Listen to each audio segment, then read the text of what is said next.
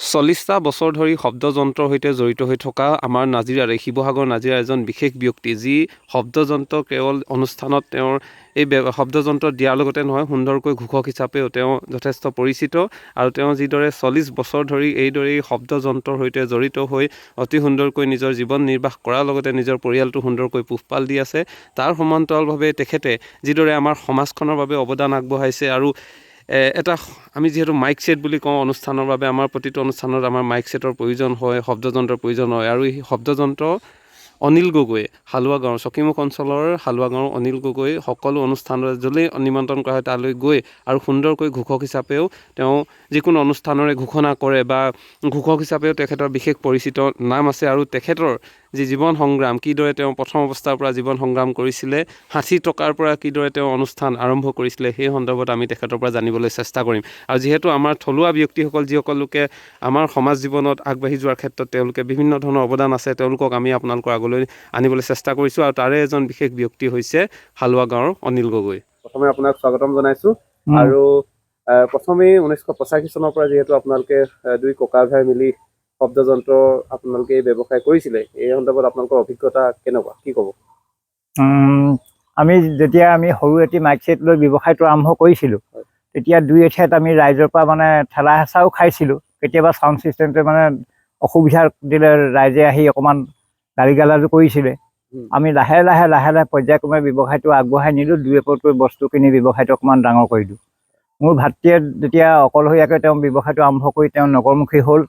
তেওঁ এটি ডাঙৰ চাউণ্ড ছিষ্টেম চলায় আৰু সৰু সুৰা অনুষ্ঠান প্ৰতিষ্ঠানৰ যিবিলাক প্ৰয়োজনীয় সামগ্ৰী, সেইখিনি লৈ মই এই অঞ্চলটোত, স্থানীয় অঞ্চলটোত মই সভা সমিতিৰ পৰা ভাগৱত পাঠলৈকে যিমানবিলাক অনুষ্ঠান হয় সেইবিলাক মই চলাই আছোঁ ৰাইজৰ লগত থাকি। বিশেষকৈ মই ব্যৱসায়টো ইমান দীঘলীয়াকৈ চলাই থকাৰ এটাই মূল কাৰণ, প্ৰত্যেকখন সমাজৰ পৰা ৰাইজৰ পৰা অতিপাত মৰম চেনেহ পাওঁ। ৰাইজে শব্দযন্ত্ৰ যেতিয়া সুচাৰুৰূপে পৰিচালনা কৰিব পাৰোঁ, তেতিয়া ৰাইজে ইমানেই মৰমে উপচাই দিয়ে নহয়, সেই ৰাইজৰ মৰমৰ ওচৰত ধাৰুৱা হৈয়ে আমি ব্যৱসায়টো এতিয়াও এৰি দিব পৰা নাই। আৰু এই ব্যৱসায়টোৰ জৰিয়তে মোৰ এটা 3জনীয়া পৰিয়াল সুন্দৰকৈ চলি আছে। সেয়েহে মই ব্যৱসায়টোক কোনো হীন বুলি নাই ভবা। যিটো ব্যৱসায়ৰ পৰা মোৰ পৰিয়ালটো চলিছে, মই ব্যৱসায়টো কেতিয়াও হীন বুলি নাভাবোঁ। যিহেতু মই পৰিয়ালটো চলি থকাৰ লগতে ৰাইজৰ সৰু সুৰা অনুষ্ঠানবিলাকৰ বাবেও বহুত সুবিধা হয়। সেয়েহে মই ৰাইজৰ ওচৰতো এতিয়াও কৃতজ্ঞ হৈ ৰ'লোঁ। শিৱসাগৰ কোন অঞ্চললৈকে আপুনি শব্দযন্ত্ৰ গৈছে আপোনাৰ? বিশেষকৈ শিৱসাগৰ আমি প্ৰথম অৱস্থাত সৰু ছেট থাকোঁতেও আমি ৰাস চলাইছিলোঁ, বগীদল বজাৰত ৰাস চলাইছিলোঁ, আৰু মেটেকাত গৈ মই ৰাস চলাইছিলোঁ, আৰু মঠিয়া চিগাত গৈ আমি দুই ককাই ভাই মিলি ৰাস চলাইছিলোঁ। তাৰপিছত শব্দযন্ত্ৰবোৰ যেতিয়া ডাঙৰ ডাঙৰ ছেট ওলাবলৈ ধৰিলে, তাৰপিছৰ পৰা আমাৰ বিশেষ প্ৰয়োজন নোহোৱা হ'ল। তেতিয়া মোতকৈ ডাঙৰজন মোৰ দাদাই ডাঙৰ ডাঙৰ বস্তু লৈ মানে চাউণ্ড ছিষ্টেম অলপ সবল কৰি তুলি তেওঁ ব্যৱসায়টো অকণমান ডাঙৰকৈ চলাই আছে। আৰু মই স্থানীয় অঞ্চলতে সৰু সুৰা বস্তুকেইটা লৈ ৰাইজৰ অভাৱ পূৰণ কৰি আছোঁ।